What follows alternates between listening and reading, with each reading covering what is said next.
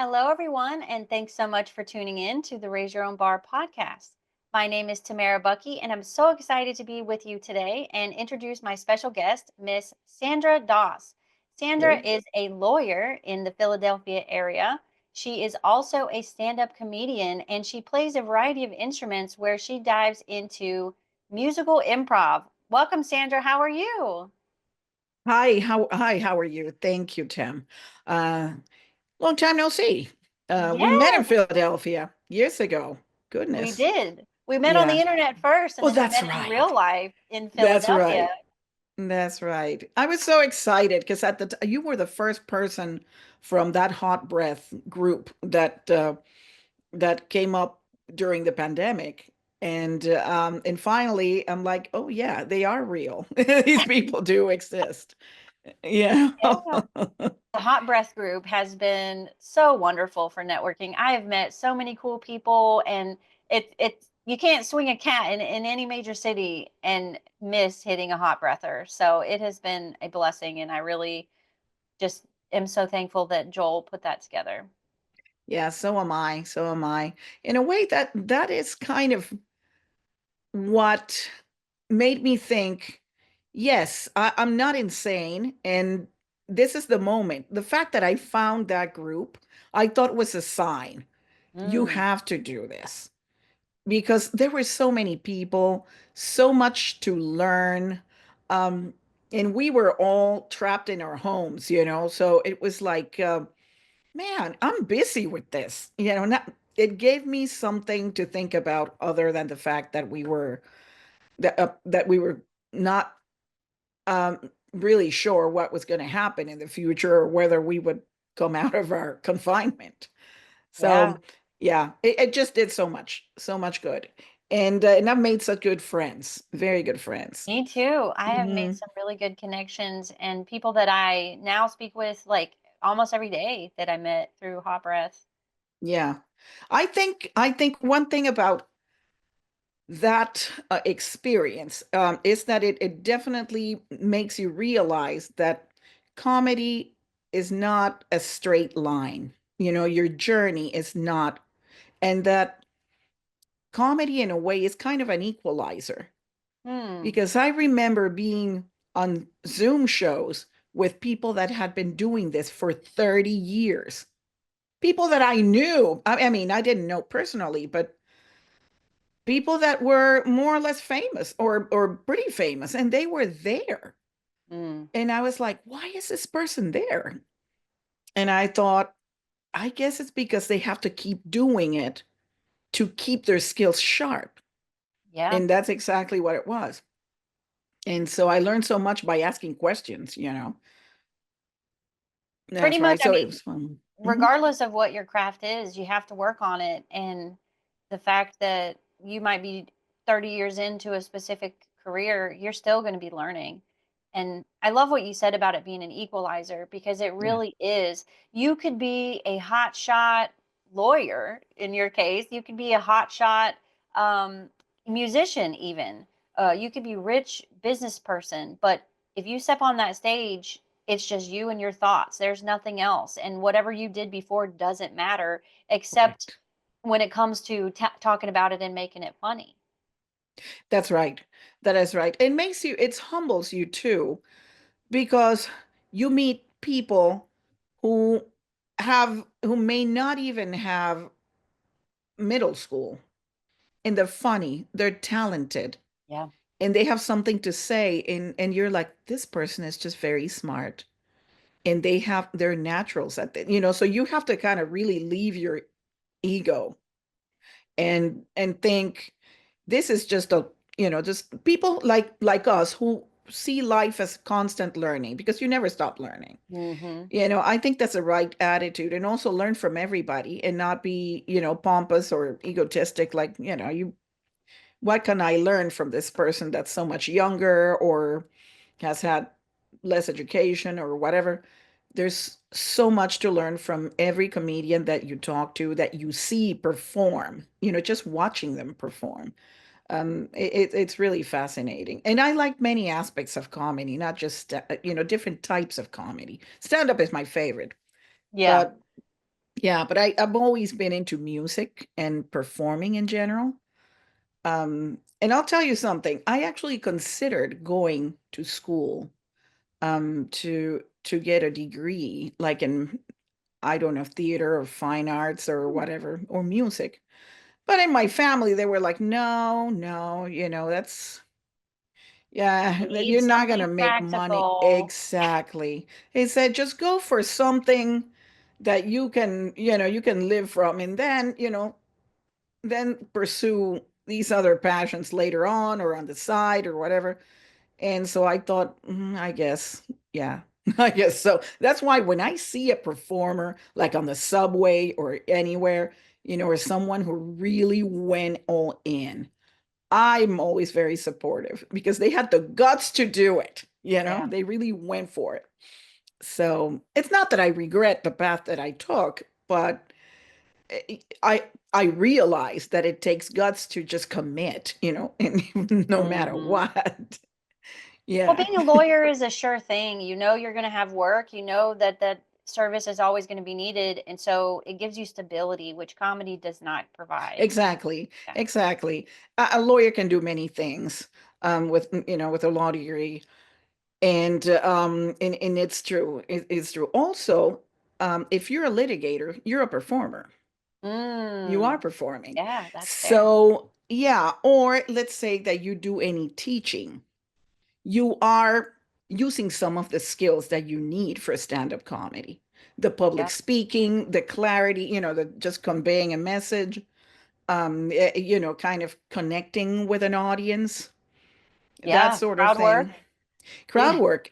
Yeah, Yeah. to make your class fun, you have to use crowd work. Or if you're in court, I mean, you have to make sure that you paint a picture, that's going to benefit your client. Yeah. So they are related skills for sure. Yeah. Yeah. Mhm. Absolutely. Or It's funny. transferable skills, I should say. Yeah. Yeah. Yeah. It's funny. I just kind of want to dig a little bit deeper on what you said about how you can learn from everyone, and I think that's so valuable to like point that out because I have learned so many things from strangers that I met, even in the homeless camp. I do a lot of outreach in a certain Yes. camp Hmm. here in Hmm. Huntsville. You will Yes. talk to people that have nothing. They are living in a tent, but they are brilliant minds, and education is not the same thing as intelligence. A lot True. of people get that confused. Like just because Hmm. you have a bunch of degrees or letters after your name really doesn't make you any smarter than anyone. If anything, all it does is it means you have a specialty of that intelligence versus not having a specialization. But I know one guy that's in my friend group. He dropped out of college the first year, and he's worth like a half a billion dollars. He's built Yeah. multiple businesses. He didn't need the education because he's already intelligent. Yes. And the thing of being your own boss is that you can do whatever you want and take all the risks that you are comfortable taking. And nobody's gonna tell you what you can and cannot do. So, I mean, that's the best way to get rich, really being your own boss. That's, Well, I'm trying. yeah. I definitely love having my own, like, I can choose my schedule. I can choose who I meet with, what gigs I take, and so on. I'm waiting for the rich part to kick in, though. Yeah. Yeah. Yeah. But you're in a field that's as we were discussing before we started recording, that everybody has to deal with. And there are so many mysteries and landmines, along the way that we all, lay people when it comes to taxes or numbers or accounting, that sort of thing, that Hmm. we just don't know and cannot take advantage of. Yeah. Um, yeah, I'm tapering my non-comedy professional life, as a lawyer. And now I'm focusing more on my passions, my artistic passions, comedy and musical improv more recently. And Tell me about that. Tell me yes, about musical improv. What does that look like? okay. Well, it is a it is improv, but we do a cappella songs as part of the games. Okay. And sometimes there's a piano. There could be a piano. I've seen it done that way. We don't have a piano player, and it's more, I don't know if it is because of budget, because and also the piano, you got to have the piano or take the piano places. Mm-hmm. Um, but right now it's a cappella, and we basically improvise as we go. And I'm sure this is something that probably you would be wonderful for because as I remember, you're into rapping. So you know how to do that. Um, and I started learning about that because of improv, because I thought this is Mm-hmm. great for improv. Because you have to come up with a song and put together a song out of thin air.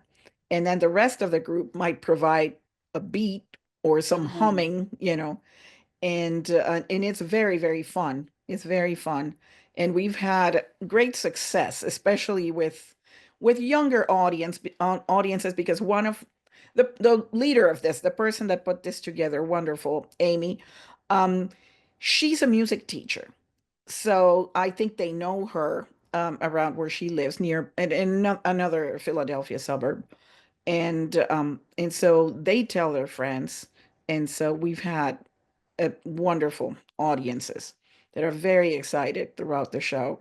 And so that's really fascinating. I did improv before, but it was in New York, and so I had to travel there because I was taking classes at UCB. Mm. I thought, well, there's a UCB in New York. I guess I'll go and learn from the most famous, one of the most famous places to learn it. And I did learn a lot. And I mostly from my classmates because New York, everybody there has an interesting story. I remember one of my classmates is an intimacy coordinator. And do you know what that is? Yes, I do. Only because of Okay. the Blake Lively drama. Oh yeah. Oh yes, yes, yes. That's the only Yeah, reason I know yeah. what that is I because think of that's how that people, story. yeah. Yeah, well, yeah, so this hadn't, that hadn't happened at the time. So I had no idea what that was. But I always wondered, we always wonder, how do they do that? Mm-hmm. Well, this lady does that. And she also, like was a trained like opera singer, Hmm. and then she was also in the class with me learning improv. There was another guy that was a fashion model. So then you get to learn about their world a little bit Yeah. more. And and so yeah, and then you kind of find the people that you work well with. And I think that is how you find the people that you will have your troupe with. Because somehow you communicate without words, or it just happens, you know? Yeah. Yeah, so it's been fun. And so that I think helps a lot my crowd work and Mm. my ability to listen and act quickly on Yeah. stage when something unpredicted, maybe not unpredictable, nothing that's like that has happened, but something, happens that's out of the what you would expect. Um, yeah, I so love that. it's fun. Improv is such a challenge, like regular improv, comedic improv is such a challenge on its own. The thought of trying to come up with music on the spot makes me so nervous. I don't know why. I guess because I'm not a strong musician. I'm working on it though. Like I'm learning. I recently bought a keyboard and I've been Good. working on learning that. Uh, But that's the thing. I have passions that I'm following, and I'm 42 years old. People might think that's crazy. Why would you pick up a piano at 42 years old? You should have done that when you were 10. Well, I didn't have that opportunity, and now I do. So why not? Exactly. Exactly. That, yeah. And some I forget who said this. It may have been Barbara Walters. I mean, some of your audience may not know who she was, but this journalist, and she was kind of a trailblazer. for Yes. female journalism at a time when women were, pushed aside and all that. But I heard her say that we can have it all, but not at the same time. Yes. And I thought, well, this thing of have it all, of course, it's not absolute, but Sure. we can have what we want, but not at the same time. And when you think about that, you're like, oh, okay.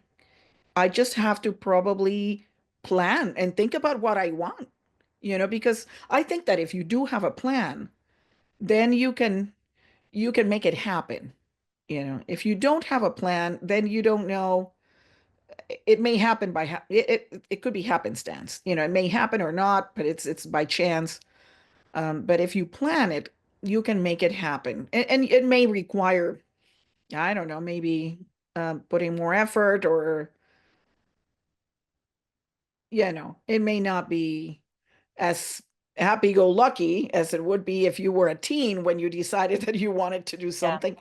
But also you decided that you wanted to do music at some point, maybe not, I don't know, I'm assuming, um, because, and lawyers should never assume anything, but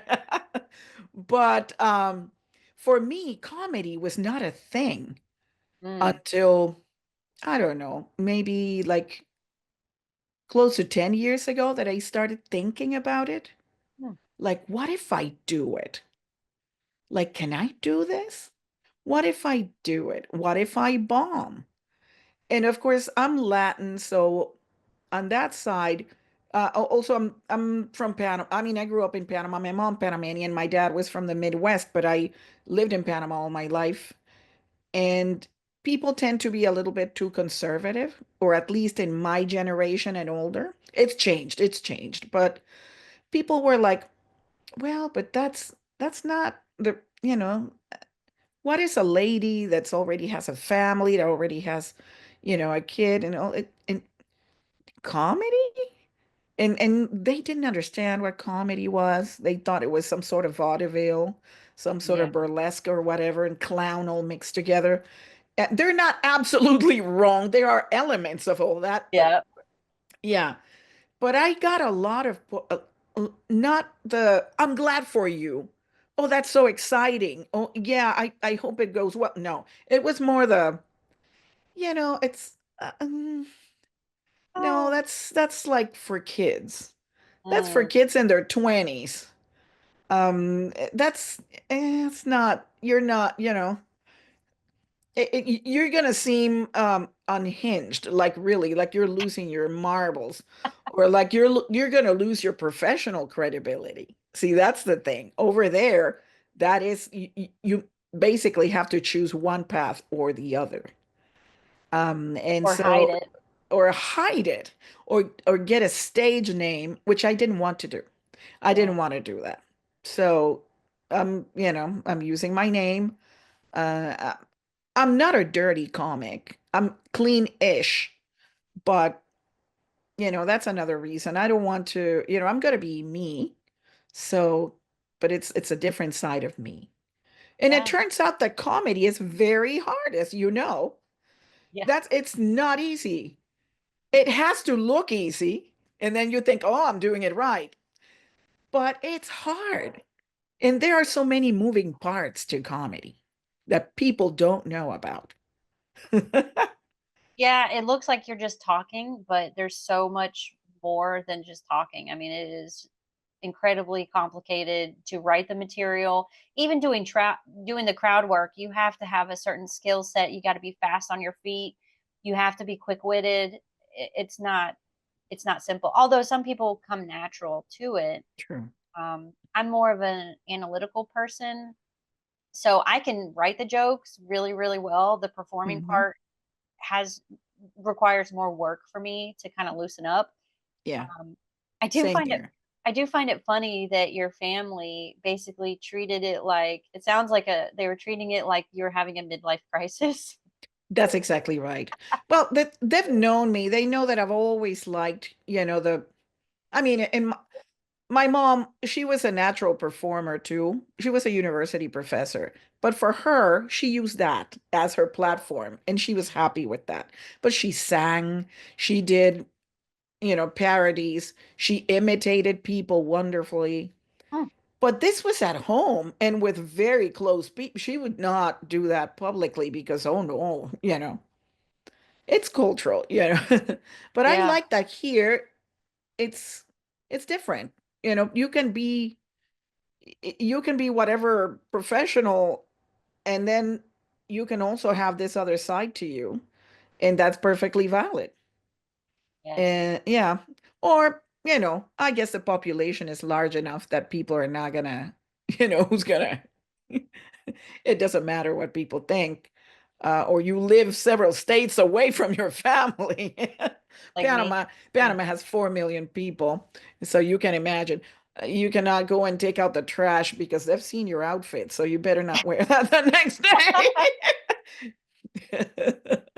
The Yeah, anonymity of the living in the United States, I'm sure is welcome in a lot of ways for that reason.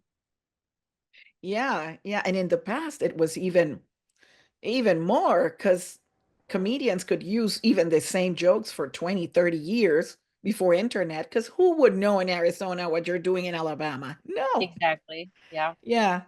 Yeah, now we have to, that's why comedy is harder than ever. One of the reasons we have to keep material fresh and become what, videographers, um eh, Marketers. graphic designers, marketers, Yep. do PR, um all kinds of things. And of course, the other level of accounting and bookkeeping, that Mhm. that is always, a thing because in comedy we're usually in the red. This is something that you do because you like it, not because you're trying to become Yes. mega famous or super rich. I mean, if Although put that as your everybody, goal, but yeah, everybody rely wants on it. that, sure. That's like, okay, that's a best case scenario. But for the most part, the journey is pretty much being in the red. Yeah. So, yeah, and spending a lot because we're always driving. One thing about comedy, I'm a horrible driver, Uh-oh. but now I can't say that I'm that horrible anymore because with comedy, I've had to do more driving to different places, and so my driving skills improve now. Oh, I can parallel park. People make all these jokes about thank women in God. parallel parking.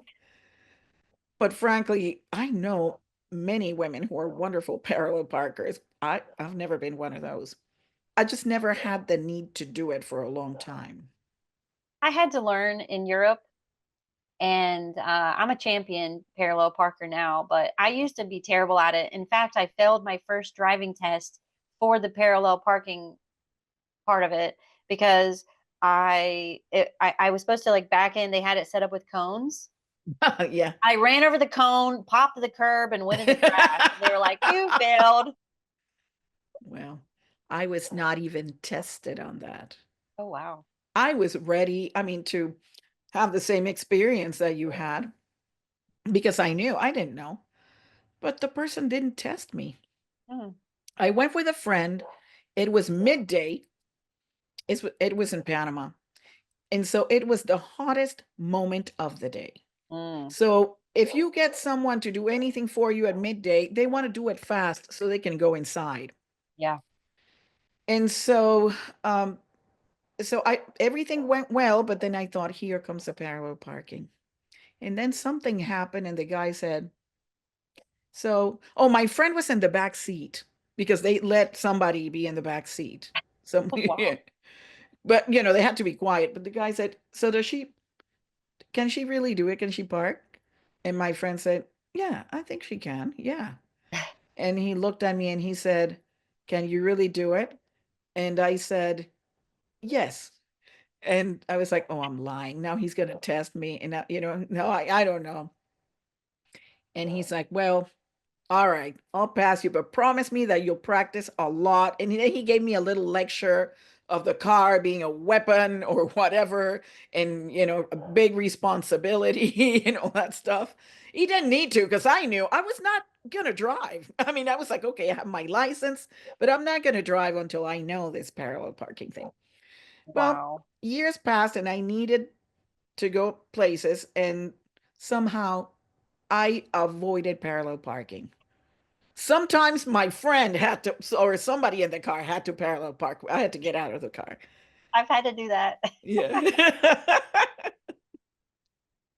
How embarrassing. Yeah. I have actually had one time when this was when I was living in Germany. One time I actually could not get it, and I had a random stranger ask if they needed to help, and I was like, "Please." And I got out of my car and I had a stranger park my car. That happened to me. That happened to me. But before that, it was several men. They came out of some store from some store with their cigarettes. They brought a chair. It Oh, was a show. They were watching me. And then after a while, one of them was like, let me help you. And I'm like, sure, please. please. Yeah, please. Look, we don't have big egos, all right? We know we need to get in the store and get back out. So if anybody can help, yes. Yeah, yeah. And I didn't mind, but I had to learn, to go to places in Philly Yeah. because it's that, or you're going to get, are you going to pay tons of, I mean, I still pay it because sometimes there are places that where you cannot find a Mhm. spot, or it's like, yeah, a tiny spot for a mini, for a Cooper, or for motorcycles. I'm like, oh my God, $25 parking. Forget it. Um, yeah, it's always spending on the 5 minutes that you're gonna be on stage, or 10, or sometimes three, depending on how sought after that Yeah. opportunity is. Yeah, there's a lot of expenses when it comes to comedy, and it's not for the faint of heart, that's for sure. But not everything has to be monetized. Some stuff we do because we love to do it. I love making music. I'm not that great at it, but you know what? It doesn't matter because I'm having fun, and I've written like 10 new songs this year. None of them are out yet, but I'm hoping to drop an album before the end of this year. And I don't care if anybody ever listens to it besides my few friends that, like it. I did it for me. Yes, yes. Yeah, in reality, I mean, you do things for because you want to, and you want to have that satisfaction. Yeah. And it's I have never recorded a song, but it's mostly because I don't know how to do the mixing and the thing, that part. Mhm. So is that something that you did yourself, or No, I have a somebody? producer. No, I don't know how to do that stuff either. Otherwise, I would already have more music recorded. It's it's something that I am dabbling in learning though. Like I Okay. did download, or rather, I signed up for a web version of it's called a DAW. I don't even remember what it stands for. Something Audio. works digital audio workstation. There we go. Mm-hmm, mm-hmm. Yeah, so I've been playing around a little bit, and that's what made me want to get the keyboard so that I Uh-huh. could practice maybe making my own beats. And in the Right, system, right. I'm using BandLab, and it's just a free software that you can use, and it has upgrades too if you want to pay for certain things. But you can go in there and you can play around with creating beats. I can record myself here, or I can just play with it like on the computer and use my regular keypad to do it. And I've just been goofing around trying to learn. Um, Yeah. I kind of have to. I have some songs too, and because I play instruments, I'm like, how can I mix this part that I can play myself in this other part? And I don't know, maybe it's kind of ambitious, but it's like that I'm trying to inform myself about. And I'm also falling in love with DJing. ooh, So, yeah. So a fellow comedian from New York um gave me some information, so I'm gonna look into that. Again, because I think it's fun. oh yeah. And I'm always thinking this song would blend very well with this other one. And so maybe I have it in me. I don't know. I bet. I don't know. Hey, I think you do. Whether you want to pursue that or not, it's in you. I'm always thinking, and it's songs that may not even be in the same language, but Mm. somehow the beat or whatever it is, it's like it leads you to the other one, Yeah. you know. And so I'm like, yes, nonstop dancing, you know. I love that. I just like I like dance music. I'm silly about that. My husband is like, how can you listen to that? It's 5 a.m. You know? Hey, it gets you awake. I know. Yes. Yeah. It's like, no, no, no. This is more like Enya kind of time of the morning or Kenny G in the transition. No. Yeah, yeah, yeah. No, he doesn't like those, but it's he's like something that's more like you're, you're just kind of becoming conscious from a deep, cryogenic sleep or something like that. My boyfriend gets annoyed with me because I'm one of those people, it doesn't matter what time it is. I wake up and my eyes are open and I'm immediately like, "What's up? Hello, how's it going?" La la la. Like I'll just and he's like, "What are you doing?" He wants to sit in silence for at least an hour. Yeah. I can't do that. I need to talk. So I'm going to leave you alone so I can go talk to myself so I don't annoy Yeah. you. Yeah, yeah. I'm kind of a kind of in between. My husband is the let's sing in the morning, this is good morning, sunshine. Let me open he's like that. I'm not, but I can have the loud the music, but I don't, the rest is like the gradual thing. I don't know, it's weird. And speaking of my husband, he's been very supportive with this, by the way. He understands it and he likes it, and I'm very grateful, extremely grateful. But he says, I see that when you are that this makes you happier. So I'm having a happier wife. So I like that. Oh, Yeah. Yeah, yeah. And he's like, just let me know where you're gonna be, when you're gonna come back, just for safety, because sometimes it's late nights. And let me tell you, I've become the queen of planes, trains, and automobiles. I mean, when it comes to getting to New York, I'm always exploring less expensive ways to get there because at first it was Amtrak, and that's expensive, mm-hmm. and driving is hell. The parking, not so much. It's more because I'm not a great driving driver. And also and I don't know how much are the tolls between Philadelphia and New York, but apparently they went up. A lot. Yeah. And so the last thing that I discovered, this may not be news for a lot of people, but for me, it is, um, I drive to Trenton, New Jersey. Then I take the New Jersey Transit, and which is a local train, and it takes you into Manhattan. Mm. And so the cost of that ticket is less. I still have to pay parking, but it's not like super high. And I take that local train to Manhattan, and then when I'm done, I take it again back. The good thing is that it's open 24 hours, the parking place. Oh, that is nice. Yeah, but it's the frequency of the trains is an issue. There are trains, but if you miss your last train at midnight, then you have to wait until like 4 a.m. or something like that. Yeah. And then it becomes, The Walking Dead, because it's a lot of people who are homeless and have a drug issue. So they're around, and they walk and walk, and they just come and talk. It's for a woman especially, who knows. It's a safety issue. It It's a is. Yeah. safety issue. So yeah, I missed a train once, and yeah, it was crazy, but everything went well in the end.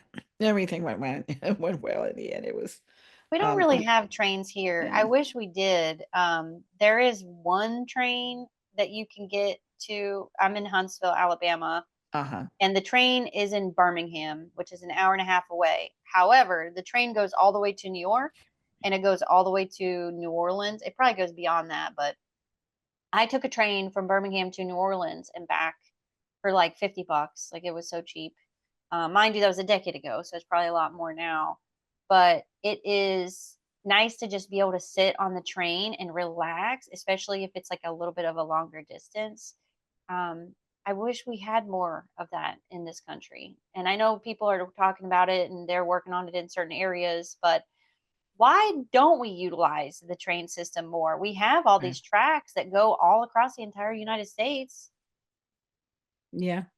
Yeah, that would definitely help, and also it would make it easier for people to to connect more. Okay. So, Sandra, I just saw that you got accepted into the North Carolina Comedy Festival. Congratulations. That's amazing. Thank you so much. Thanks very much. I'm very excited. I'm very excited.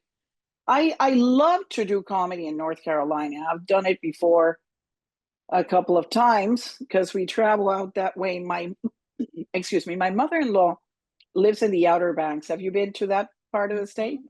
Yeah. Yeah. Yeah, so she lives there. So we go there a lot.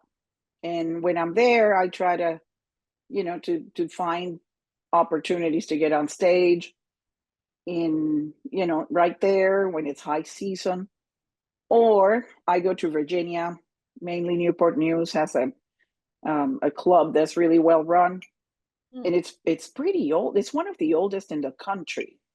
Wow. It's in a restaurant. I don't know if the restaurant. I guess the restaurant is called the same. It's called Cosey's or Cozy's. It's with a Y, so I'm thinking it's cozy. Hmm. And it's a nice little stage, but it's very well run. And so that's another opportunity, but that's a little bit further away.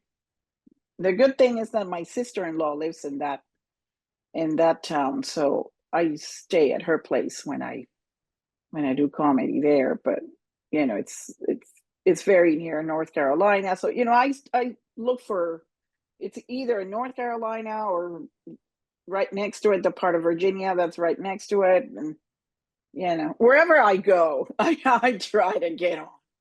Same. I went to Miami, and the objective was to do mostly stand up in Spanish, which I also do, but I don't have the opportunity all the time.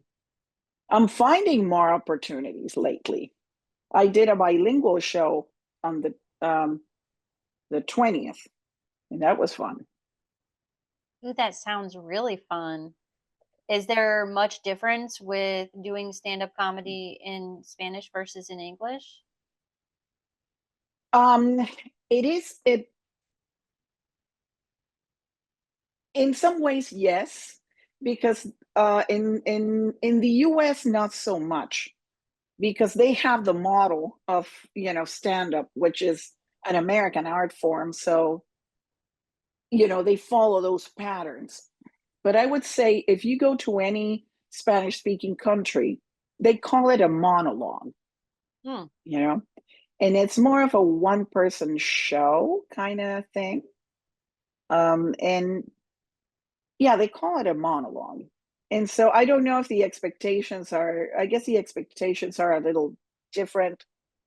And um, and there are different styles. It's blending with the old Vegas style of doing some music or some, you know. Now the younger generation follows more the American pattern, and a lot of comedians do mostly crowd work, or they just riff, Hmm. and somehow that works. That works.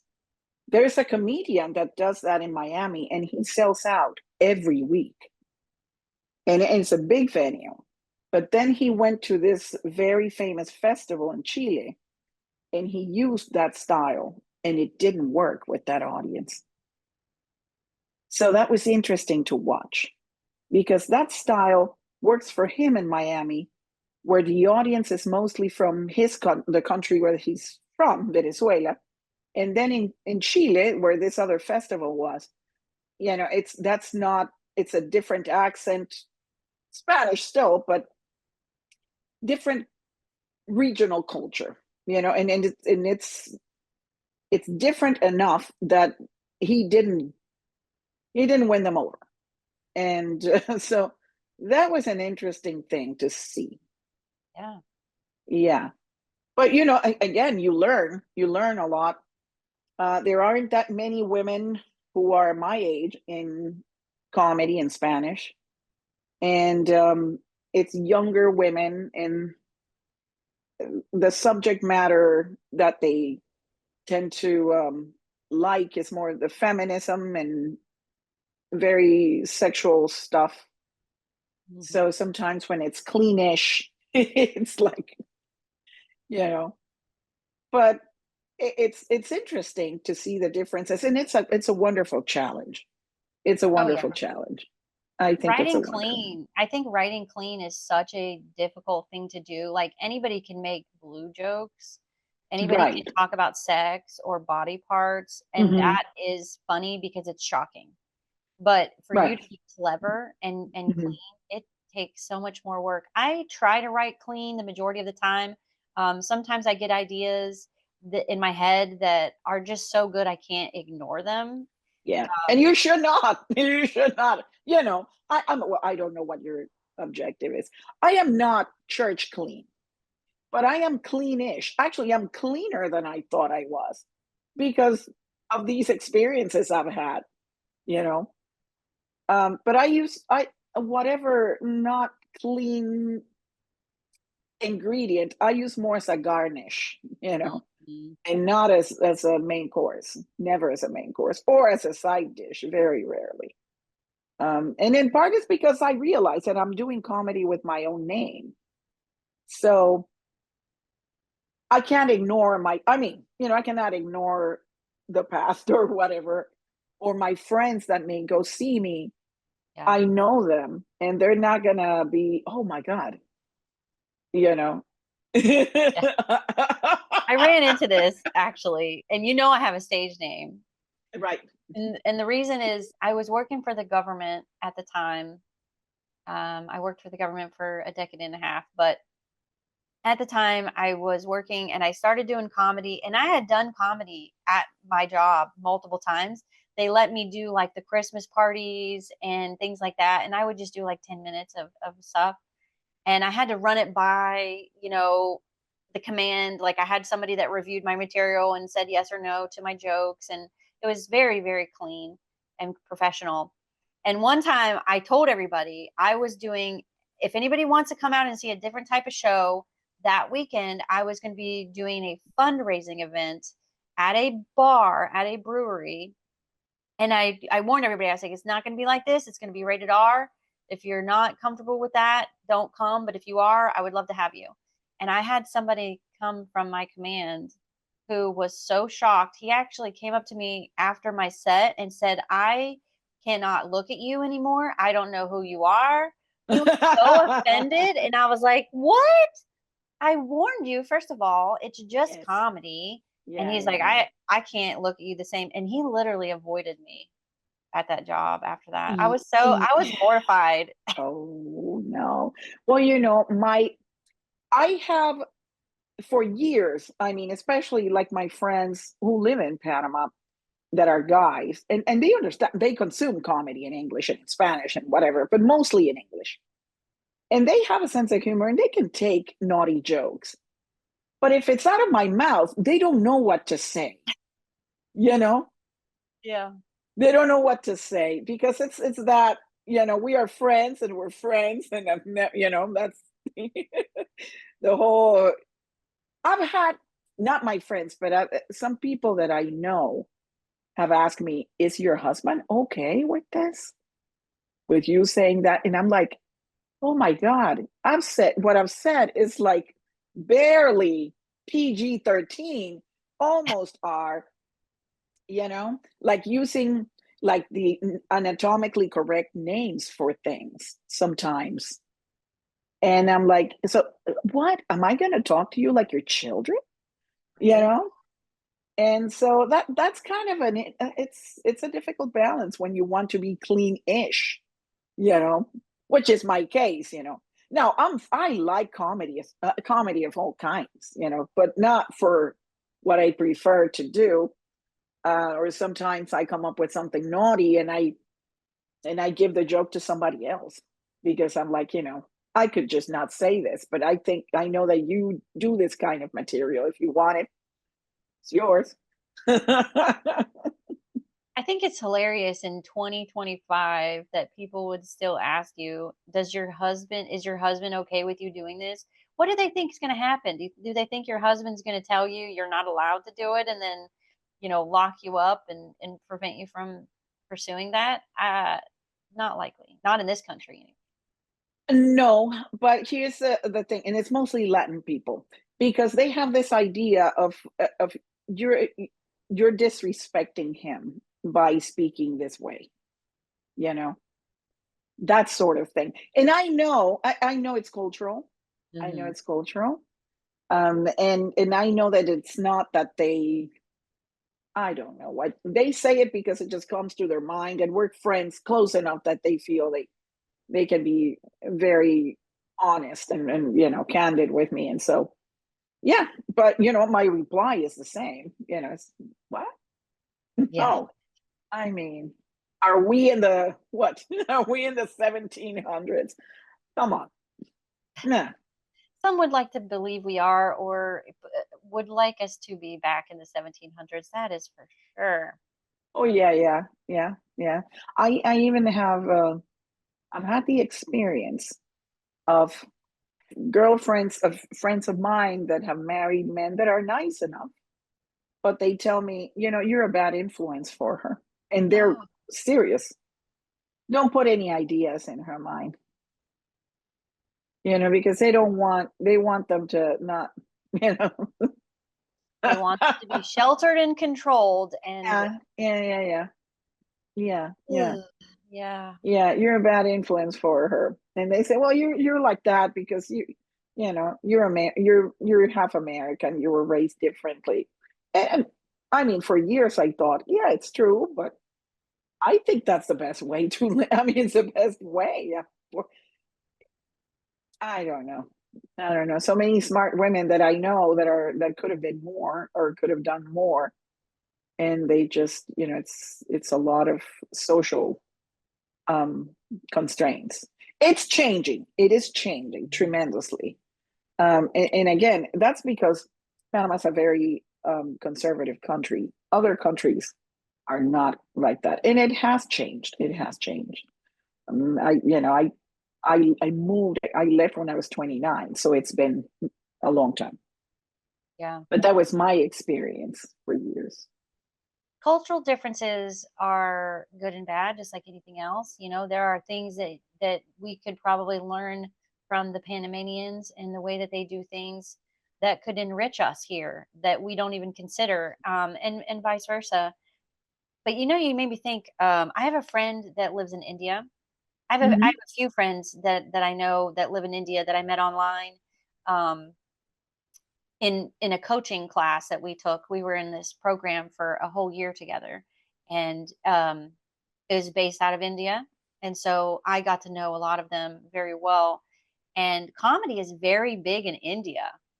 Yes, I did not yes, realize how, when I mentioned that I did stand up comedy, I did not expect them to have the reaction that they did. They all were like, "Oh, my cousin does comedy. Oh, I see comedy here. We got comedy clubs." I'm like, "What?" I didn't know yes. India was that big in comedy, and they do Yeah. a variety of stuff too. It's not just stand up. They do a lot of, like, they'll bring props, they'll do improv, just they'll even have other people up there with them, like a vaudeville type show. Very, very fascinating. Yeah, it's very popular. And because they are so many, that's going to be really big. I mean, it is already big, but I think the crossover is going to be Yeah. very, something very interesting to see. There's a lady comedian that I don't know if she started, I think Joel interviewed her, Zarna Garg, who I Mm, think, yeah, people love her, but there are so many Indians that she has a following just from that group alone. She can fill many venues. It's a fact. So sure. yeah, so good for her. Good for her. I'm excited that there are more opportunities to do stand up in Spanish now. And not around where I live immediate. I would have to travel to New York or some other part of Pennsylvania where there, it's a larger community. Mm. Um, but it's happening, and so not all the material in the subjects that I talk about in English translate well, you know.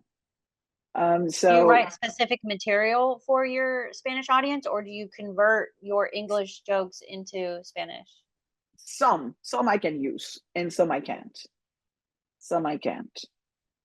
So I do have material that I've used that I use that only works in Spanish because it takes into account the nuances, of how people are, and the dynamics that are common, among Hispanics, the overbearing mom, and that sort of thing. And also being now a mom who sometimes finds herself, oh my goodness, am I one of those overbearing mothers? No. That's sort of when your mother comes out of your mouth. Yeah, that's pretty, that's pretty big. That's pretty big. And of course the wordplay and all that. Of course it's different. It is different. But it is fun and challenging. And for years I didn't realize that we are writers. We are writers who perform their work. Yeah. We are writers. One thing that the people from UCB, two people told me, they said I could never do stand up. And I said, why? Because I thought it would be not that they would probably be good at it. And they thought, no, because when you do improv, if you fail as a team. Mm. But when you do stand up, if you fail, you fail alone, and that's awful. Yeah, It's but then just when you you by yeah, yourself. yeah, and when you kill, you kill by yourself. And so that's pretty neat too. It's pretty awesome. You live in Alabama. One of my dogs is from Alabama. I went to get her. I landed in Birmingham. Yeah, that's where my plane landed. And then I had to rent a car, drive a little bit out somewhere, like an hour away. What kind of Um, dog did you have to fly to Alabama to get? a blue merle cardigan corgi. Okay. Yeah, yeah, yeah. Yeah, I mean, all dogs are beautiful, but when I saw this type of corgi, I fell in love and I started, get educating myself on the breed and all that. And I found this wonderful lady who's a breeder, and she's in Alabama, and I went to get her. And then I drove all the way to Pennsylvania from Alabama with the puppy. That sounds like my mom. My mom, she she wanted a Pomeranian after watching a show or something that had a pom, and she fell in love with this type of dog, and then she decided she want one, and I think she drove all the way, she drove like to New York to get hers from Ohio, because she just fell Okay. in love and she found a breeder, and a similar story. It's so funny. I didn't realize that many people would drive that far. I get my dogs from the pound, Yeah. or from the woods. My one dog came out of the woods and we just kept him. I get the rescue dogs. I'm Yeah, not trying to spend money. I've had those too. But it's interesting. These dogs, they really know their temperament, and they tend to have, like there's a predictability because they've been doing it for so long, Yeah. that they know the breed very well. And I still call her every time I have some issue, and she thanks me that I stay in touch and all that. And yeah, it was Alabama. So that was Oh. that's my second time in Alabama, but I've never been there for too long. Never Well, you'll have. have to But I come through liked it. Huntsville sometime. I would love to take you around here. I love Huntsville. It's a great city. Um, it's People get these ideas in their head about Alabama. Yeah. And those things exist. We do have parts of the state that are still very backwards, and Mm. low education, low culture, racist even. But that's definitely not where I live. and Huntsville is very diverse and very open-minded and very supportive. It's a really, really good community. Yeah, that's I'd love that. I'd love that. Yeah, I'd love to like do comedy in every state because there's always some little flavor, and people really like it when you take the trouble of like getting some intel on the local flavor and the town. Yes. And I do that. I remember the first time I did it, I was like, "Oh, this was a good move," and I didn't even know that that's what you're supposed to do. It just kind of occurred to me that, oh, I'm in what I'm in Georgia. Let me see. Let me talk about the Piggly Wiggly. And it's I love that the name Piggly Wiggly, It's and a we don't funny have name. that. So let me talk about that, because they'll know what it is, and or whatever it is, Publix or things that we don't have here, and it immediately establishes a connection with, yeah, a local connection. Yeah. That's always fun. It's always fun. That's cool that you Yeah. figured out how to do that intuitively. Yeah. Yeah. Because if, otherwise they're not, you know, another one thing is that it makes the joke longer if you have to explain what it is. So that's probably how it happened. I was like, no, this is going to eat into my time. And I don't want to like use up time to explain, oh, this is a chain that's in the Northeast, and because that's not serving the punchline. Yep. So so I'm like, okay, no, let me use a local equivalent. And it worked. Somehow it worked. That's smart. And you can do that anywhere. You can just swap it Yeah. out with the local grocery store or whatever the case may be. As a female in comedy, do you have any advice for other females that want to get into comedy, especially someone who maybe already has an established career and a family? I know you shared a little bit about that journey with us. Is there any advice or anything that you would share with people like that? Yeah. Yeah. Don't say, I mean, it's better to give it a shot than to say, I wanted to do this, and I never did it. Just try and do it. Try and do it. It may take, you may have to do more planning or whatever. Or even if it is planning to do it when, let's say, your kid graduates and goes to college, or when your kid is in school, and then you can probably write more comedy, or but always and never give up. It sounds cliche, never give up on your dreams.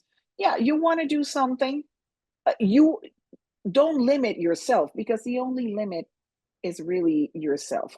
Try and find ways to do it. Start where you are, and also try and connect with people that more or less have a similar path to yours, and have started where you are pretty much. And so get some insight in what they did, how they did it. And that is just very valuable. That is very valuable. Also, don't let your family or people around you tell you that you're too old, that you're going to embarrass, your family, that um, you know, what are you doing out late at night? Unfortunately, stand-up comedy happens mostly at night, and in bars. And so I think maybe that is what a lot of families object to. You're always in bars, where people are drinking and whatever, carrying on. But that's how comedy started. It doesn't have to be that way. You could start your own comedy, um, stand-up comedy hour at a coffee shop, at a like a community center, or at a park. And another thing that actually I'm looking into this is try to find, if you meet other people that are interested in this, like you could rent a place, or somehow organize something together. pool your resources with other people. And it doesn't have to be at night. If you can't get out, I know it's hard, and also usually it ends very late at night, so that can be a problem. But it could be a coffee shop, it could be a laundromat. Yeah, I mean, actually, I've done it. I had to take some dog beds to the laundromat, and I had some jokes, and I had like a microphone and a speaker, and I asked the person, "Can I say some jokes? They're not dirty." And they said, "Okay, I guess if people don't mind." And so I said, "I'm not selling anything." That was the first thing that I had to tell. "I'm not selling you anything. I'm not converting you to a religion. You know, just go. I'm just gonna look at your face. If you laugh, if you want to laugh, laugh loud." And then, so I did that once. Sometimes they say no. Sometimes they say okay. How did it go? Were they paying attention?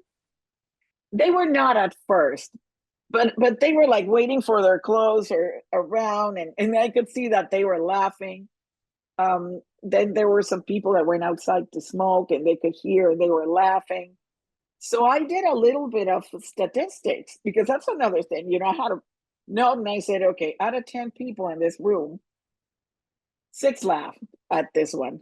you know, 8 laughed, or nobody laughed, or I got 4 groans, things like that. Groans are the worst. I hate getting groans. Yeah, but I love puns. I love puns. And I said, well, yeah, puns are kind of satisfying. you know. Wow. Well, I commend your bravery on that. That is amazing. I have never even thought about just going into the laundromat and doing comedy guerrilla style, but kudos to you for trying something new. That is very inspiring. Thank you. Thank you. This has been fun. Uh, Yeah, yeah. What a treat to see you again. Great, great. Thank you for you the as well. interview. Thank you. Absolutely. And Yeah. thank you for, sharing with us how you have raised your own bar in life and in comedy. And um, before we wrap, Sandra, is there anything else that you want to share? Is there anywhere where people can follow you? Yeah. Let's plug your socials so people can come and check out your stuff. I know you've got a few different channels. Yeah. I have a YouTube channel, Sandra Doss. It's I have it, I try to have my name everywhere so it's not confusing. Although there are other people with my name, believe it or not. Sandra Doss Comedy on Instagram, Sandra M. Doss on Facebook. People say, "Oh, I'm no longer on Facebook," but they are. So I post things everywhere of what I'm up to. Sandra Doss Comedy on TikTok. I don't do the X or the threads so much, because then I don't want to. You only have so much bandwidth, and so for the time being, so that's where you can find me. And so that's where I post shows or any other engagement that I have. And if you are in Philadelphia, well, in the Philadelphia area, that's where I am. So I'm usually doing something in Philly, suburban Philly, Delaware, New York, Jersey. So yeah, that's my neck of the woods. And I travel also. I have the flexibility of having a son that's in college, so people here, don't need me so much. So, Yeah, so book yeah, her, bring her to your show. If you are a booker, maybe she wants to, or maybe you can invite her to come do a performance in your restaurant or bar or whatever facility you might have. that's right. Or a corporate event, or Yeah. emceeing something. Yeah. Or Very your auction. So, You can talk that fast? you know what? I had an uncle in Missouri who could, and I think they're called chanters or something. A chant, I don't know. And I can't, but I can get things sold. So yeah, which is what matters. Yeah, Um, that's the most important part. I think in a Well, funny way. I can do it in a funny way, I think. Well, this has been great. Thank you so much for being on the podcast. Thank you for sharing your wisdom. And thank you for being an encourager. You know, I love that you are encouraging to people that want to try new things, follow your passions, follow your heart, and keep trying. That is the message we Keep trying. You're never too old. Thank you, Tam. It's been thank you great. very Very much. fun. This has been great. And thanks so much, everyone, for tuning in. Check the link down below. We're going to list all of Sandra's social media so that you can click that and follow her and check out her content. Until next time, keep raising the bar. Bye. Thank you.